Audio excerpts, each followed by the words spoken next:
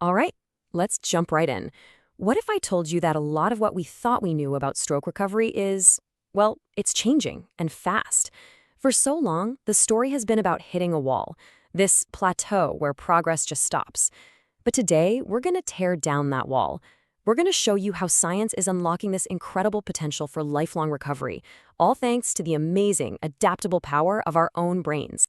So let's start here with this really powerful quote from Dr. Teresa Kimberly. She talks about this feeling of being dropped off the edge of a cliff when you leave the hospital. And you know what? This isn't some rare experience. For so many stroke survivors, the day their formal therapy ends, it feels like they've been left to figure out this incredibly tough journey all on their own. And this isn't just a feeling, right? It's a real documented systemic gap in our healthcare. A big study in 2021 confirmed it. The huge majority of survivors feel like they just don't have that coordinated long-term support. The system is great for dealing with the initial event, but it's just not built for the lifelong journey that recovery truly is. Okay, so the system has its problems. We get that. But here's where the story gets really hopeful. The science of the brain is offering us a completely new playbook. And to really get it, we first need to absolutely smash one of the most damaging myths in rehabilitation: the whole idea of the recovery plateau. Just take a look at this. It lays it all out. On the left, you've got the old way of thinking, that recovery has a deadline. You know, maybe 6 months, maybe a year, and then that's it. You've hit the wall. But now, look over at the right. The new science completely shatters that idea. It tells us our brains can change, adapt, and rewire themselves our entire lives.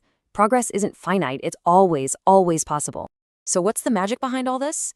It's a word you've probably heard before: neuroplasticity. Seriously, think of it like your brain's built-in superpower. It's this incredible ability to reorganize itself. After a stroke, this means the uninjured parts of the brain can actually learn to take over for the damaged parts, building new roads, new pathways to get function back. This is the biological reality that makes long-term recovery possible. But here's the catch, and it's a big one. Neuroplasticity isn't passive. It's not a spectator sport. It doesn't just happen on its own. As Dr. Mike Studer puts it so well, you have to create a demand to get a supply. We have to actively challenge our brain. We have to ask it to do the very things that are hard. It's that intentional, focused challenge that signals the brain, hey, we need a new solution here. Start building. And this is so cool. This slide shows you exactly how it works on a chemical level. So, step 1, you try a movement that's really challenging. Then, step 2, you get it. Maybe not perfectly, but you have a small, surprising success. And bam, step 3, your brain hits you with a little shot of dopamine, that feel-good reward chemical. That dopamine tells your brain, hey, that was good, do that again. And that, in step 4, is what reinforces and strengthens that new neural connection, literally rewiring you for success.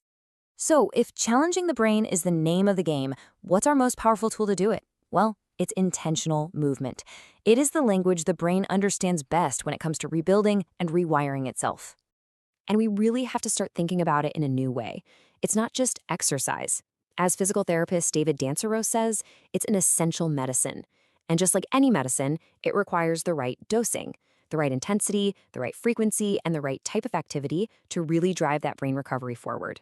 This new mindset changes absolutely everything, even how we look at traditional tools like braces. Dr. Jennifer Brown is a huge advocate for this person-centered approach. Instead of a rigid, one-size-fits-all device that just locks your foot in place, she designs braces that support a person's actual life. I mean, think about it. A mother trying to keep up with a toddler needs something totally different than a golfer trying to get back on the course, right? It's all about enabling movement, not restricting. So, the crucial takeaway here, whether we're talking about bracing or exercises or just daily tasks, is that the key ingredients are always intensity and repetition. That's what gets the brain's attention. But what if we could actually amplify that signal and make that practice even more effective? And that brings us to our next chapter: technology. These new innovations aren't just gadgets. They're becoming powerful teammates in recovery, acting like an accelerator for the brain's natural ability to heal. One of the most mind-blowing examples is something called paired vagus nerve stimulation, or VNS. Okay, here's the simple version. While a person is practicing a specific movement, a tiny implanted device sends a gentle little pulse to a major nerve in the body. That pulse is like hitting the save button in your brain. It releases a flood of chemicals that basically tell your brain, pay attention, this movement is important, lock it in. It literally supercharges the learning process. So, does it work? Oh yeah, Check this out. In a major clinical trial, patients who used VNS alongside their therapy saw double the improvement in their arm function compared to the group that only had therapy. I mean, double. That is a massive, game-changing leap forward. And get this wasn't just some temporary boost. Those gains were still there a full year later. This proves that the therapy created real, durable, lasting change. The brain wasn't just being helped along, it was being fundamentally rewired for the long term. Now, the next wave of technology is all about data. We're talking about sensor-based digital health technologies. Basically, think smartwatches and other wearables. These tools can now capture a continuous stream of information about how a person is actually moving and functioning out in the real world, long after they've left the clinic.